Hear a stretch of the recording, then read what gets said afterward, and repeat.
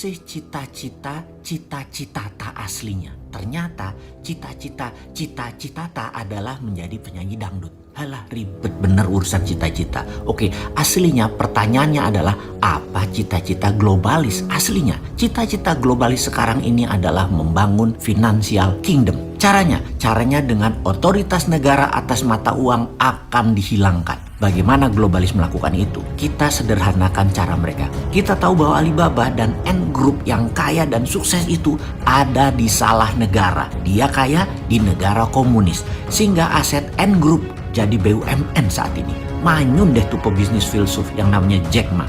Elon Musk terinspirasi karena apa yang terjadi kalau Elon Musk suatu hari di Jack makan oleh sebuah negara. Katakan Amerika di bawah Partai Demokrat yang memang heavy on government. Kalau Elon Musk dan grupnya punya komunitas, punya produk, punya pasar yang nilainya mendekati 100 billion dolar per tahun atau sama dengan GDP Indonesia, maka pada saat mereka memerlukan funding tidak perlu ke bursa saham atau IPO, tetapi menerbitkan kripto aset mata uang digital dengan ICO-nya atau Initial Coin Offering. Kripto tadi bisa membeli barang-barang di grupnya Elon Musk dan mitra bisnis lainnya yang sangat luas pasarnya dan banyak pelanggannya. Itulah logika sederhana di dalam mengartikan otoritas negara akan mata uang akan dihilangkan. Inilah mengapa sejak tahun lalu dalam video narasi Vision 2030 Bosman mengatakan mata uang di dunia di tahun 2030 ke atas tidak sebanyak negara lagi. Mata uang global bukan dolar lagi.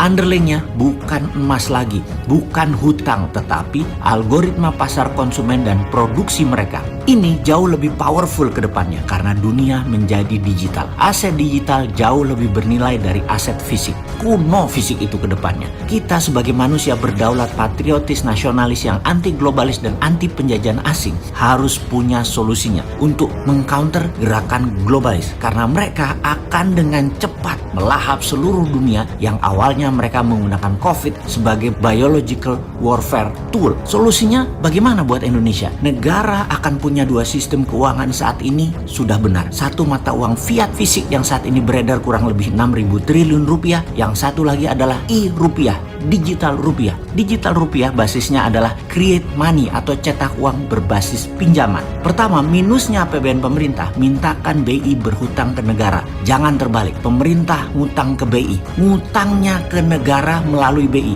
BI lah yang menerbitkan surat hutang, jangan negara yang menerbitkan surat hutang seperti selama ini. Jadi e-rupiah dicetak sebanyak misalnya APBN dan kredit pinjaman pihak swasta nasional di Bank Nasional. Bank Nasional ngutang ke BI, BI terbitkan surat hutang ke negara, lalu di ujungnya negara cetak uang. Semua tanpa bunga, hanya biaya uang atau cost of money paling 1% setahun. Untuk Bank Nasional ambil sebagai jasa penyimpanan dan jasa administrasi, dibebankan ke kreditur termasuk ke pemerintah. Maka Indonesia dengan e-rupiah akan menjadi sarana percepatan kedaulatan ekonomi dan kedaulatan rupiah menang. PDB nasional bisa naik 50% setiap tahun dan GDP per kapita nasional setiap tahun bisa naik 50%, sehingga di tahun 2030 GDP per kapita Indonesia bisa 25.000 dan di tahun 2045 bisa menjadi 100.000 dolar per kapita di atas Amerika dan Tiongkok. Yang bilang ini halu pasti nggak berani mimpi. Kalau kita mah tukang tidur, tukang mimpi.